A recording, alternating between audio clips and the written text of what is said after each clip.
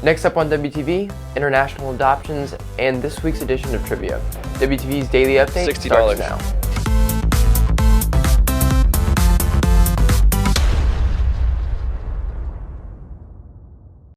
Hey there, Red Hawk Nation. Today is Monday, November 29th, and I'm Will Jackson with today's Daily Update, brought to you by Wingspan TV.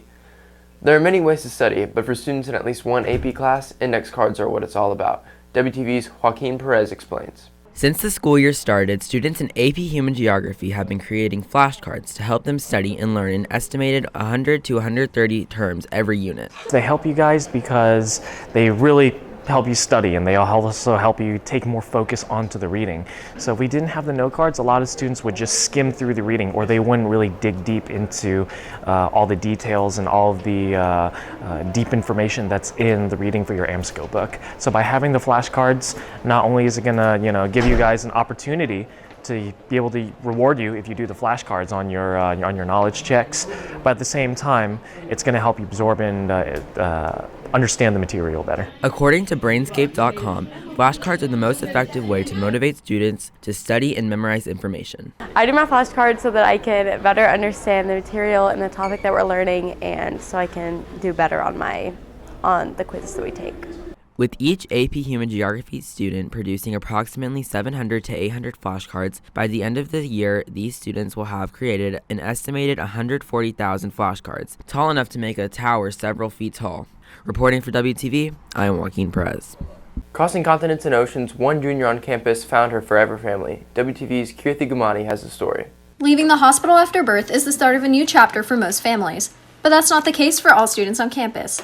About 2% of the children in the United States are adopted, and only 26% of those children are adopted from other countries. At just a few days old, almost 13,000 miles away, junior Hannah BEELER saw her life take an unconventional turn. So I was born in the Guangdong province of China, which is kind of southern China, 2004. They found me when I was suspected to be like 2 days old, outside of a police station.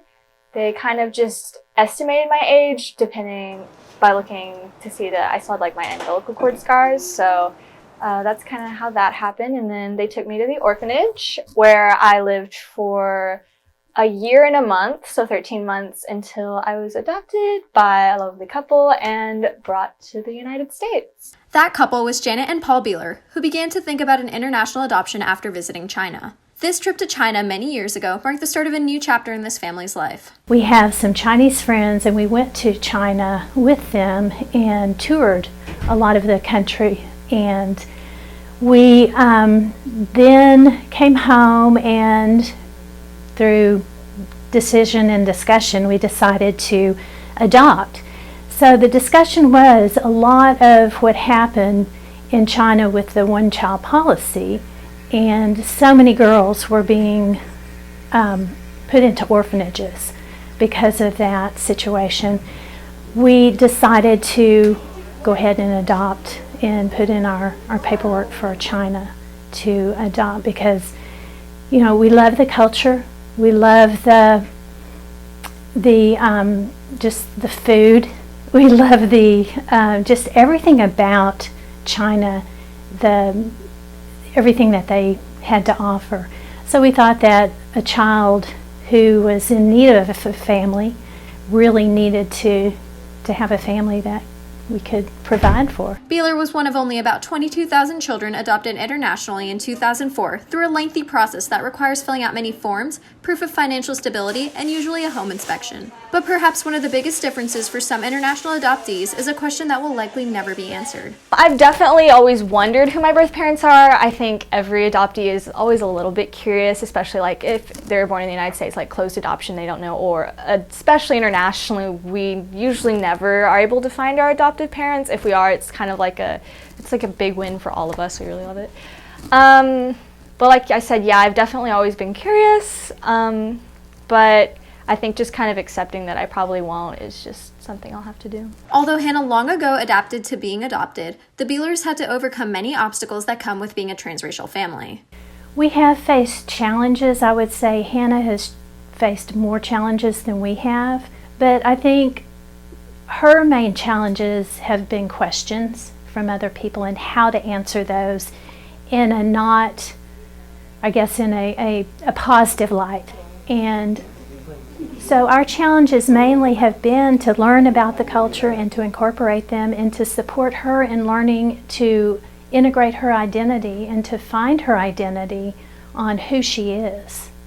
And having one foot in one culture, looking like a certain culture, and having the other foot in the other culture of being brought up by Caucasian parents and being Asian is it's difficult, as I'm sure any interracial, international blended family is. I think definitely growing up, especially as a young child, you don't really think about being in an interracial family. They're just, at least for me, since I was adopted so young, it was just they're my parents, and that was that.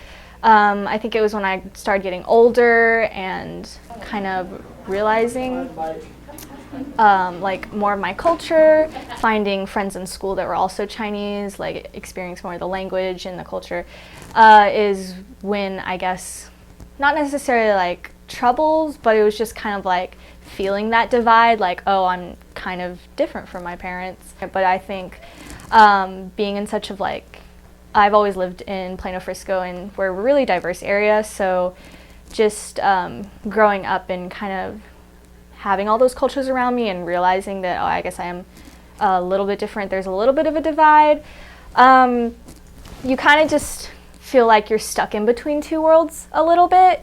Sometimes you feel a little bit torn between the culture that you came from, that you were born from, and then the culture that you were raised in.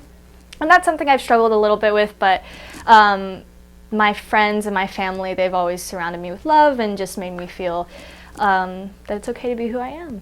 To get to this point, Hannah's parents did whatever they could to help her answer whatever questions would come her way. We've had all kinds of different learning opportunities as the years have gone on, but when she was young, we did everything we could to incorporate her culture into our family, and that meant learning about her culture ourselves so that we could participate.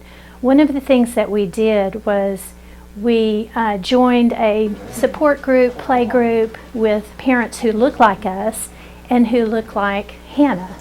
And so she had somewhat of a normalcy through that.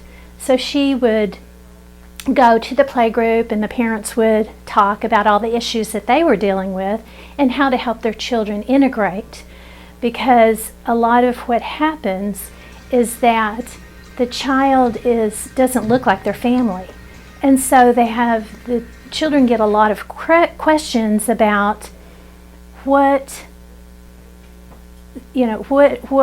is their family like they are? Where did she come from? Was she adopted? Who their real parents are? Where are their real parents? Those kinds of questions, which are really difficult for a child to answer. However, none of this stopped Beeler from connecting with her culture. My godparents are actually Chinese as well, so my parents and them, they've always tried to incorporate Chinese culture into my life. We've gone to all the festivals, and I've been to a bunch of Chinese weddings. We celebrate the Mooncake Festival, and of course the Lunar New Year, which is a really big thing in Chinese culture. So, while I haven't been completely fully immersed in the culture since I haven't grown up in it, there is still a lot of stuff that my parents have been able to teach me, and my godparents. So it's been really nice. Reporting for WTV, I'm Kirthi Gamadi. Today's the first Monday after Black Friday, known for its online shopping discounts, and that's the topic of this week's edition of Trivia with TJ Kurlowitz.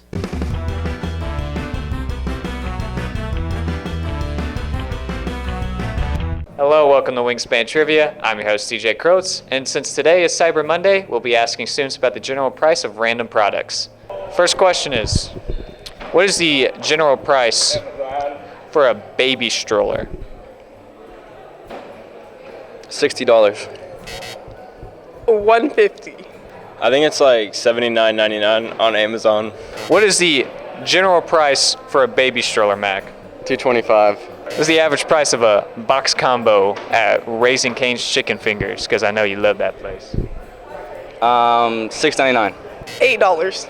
I'm pretty sure it's right at $8.15, I think, about that, after tax. Pretty specific answer. All right. And next question is, But I'd be getting like extra toast though, so like 9. 8 even. the next question. What is the general price of a Dallas Cowboys suite? $350. 800. 20 grand. 22 for a game, 140 for the year. Grand. And then what is the average price for gas per gallon in Texas? Right now it's 303. I got it yesterday. Like 280? I don't know. 280? Yeah. 340. 340. Reporting for WTV, this is TJ Kurlowitz.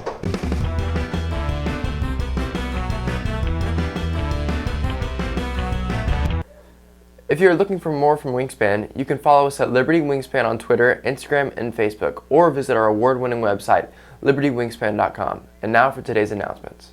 ACTEC is an individual and team competition.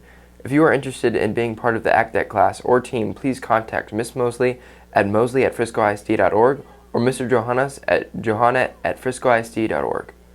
That's it for today's daily update. This is Will Jackson for Wingspan TV.